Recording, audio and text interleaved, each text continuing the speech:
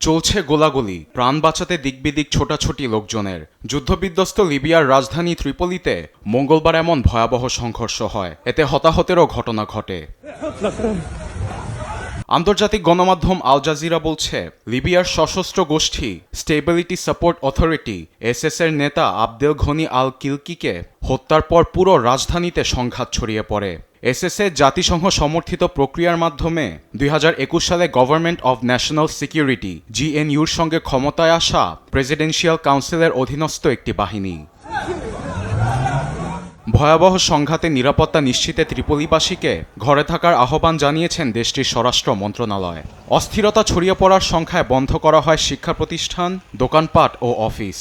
রয়টার্সের ভিডিও ফুটেজে দেখা যায়, পরিস্থিতি সামাল দিতে রাস্তায় ভারী ট্যাঙ্কের পাশাপাশি মোতায়েন করা হয় সামরিক যান।